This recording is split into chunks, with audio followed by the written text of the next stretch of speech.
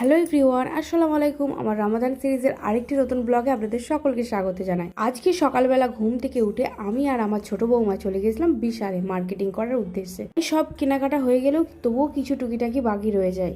কেনাকাটা করে আরেকটা দোকানে ঢুকেছিলাম, সেখানে কেনাকাটা করে এবারে বাড়ির উদ্দেশ্যে রওনা হচ্ছি। এই পৌঁছাতে পৌঁছাতে প্রায় 1টা বেজে গেছিলো, তাই জন্য গিয়ে চান টান করে একটু রেস্ট নিয়ে বেরিয়ে পড়েছিলাম ইফতারির সরঞ্জাম কেনাকাটা করার জন্য।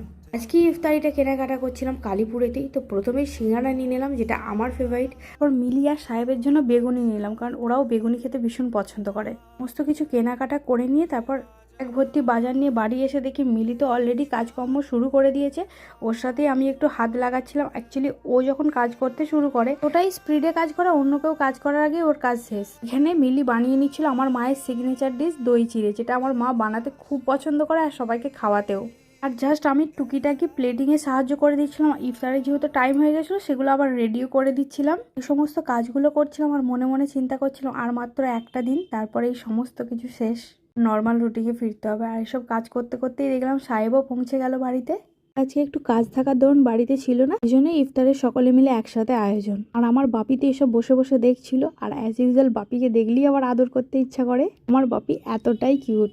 সকলে মিলে একসাথে বসে আমরা মানাজত করে নিচ্ছিলাম আল্লাহর কাছে, কারণ আর যেন পরের বছর আমরা সকলেই এইভাবে আবার রমজানটাকে সেলিব্রেট করতে পারি। আমরা সকলেই চাই যেন রোজার দিনগুলো খুব ভালো করে কাটুক, কিন্তু এবছরই দেখলাম রোজাতে বিভিন্ন দেশের সাথে যুদ্ধ, আবার কত মানুষ বছর পর বাড়ি ফিরছিল ঈদের খুশি মানানোর জন্য, তাদের আর আপনজনের কাছে ফেরা হলো না।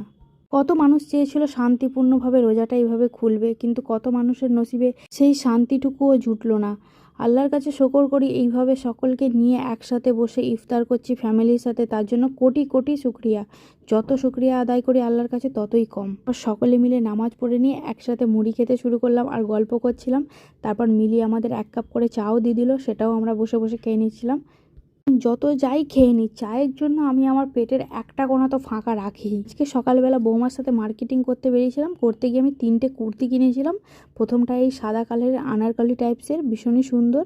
তারপরে এই পিঙ্ক কালারের কুর্তিটা নিয়ে নিয়েছিলাম। তারপরে এই পিচ কালারেরও একটা কুর্তি নিয়ে নিয়েছিলাম। কুর্তিগুলোর কোয়ালিটিও খুব সুন্দর। নামাজের সময় যতই কেনাকাটা করি না কেন সবই কম পড়ে যায়। তারপর ইফতারি করে বেরিয়েছিলাম একটু কেনাকাটা করার উদ্দেশ্যে। আর এই চুড়িগুলো কিনে নিলাম মায়ের জন্য, মিলির জন্য। আজকে 29 রোজার দিনটা তো এভাবেই কাটালাম। কালকে দেখা হবে চাঁদ রাতের ব্লগ নিয়ে। আমার বর এখানে আগে ভাগেই চুল কেটে নিয়েছিল, কারণ চাঁদ রাতের দিনে ও তো সুযোগ পাবে না। আজ আসেই দেখা হবে পরের ব্লগে। বাই, সকালে ভালো থাকবে।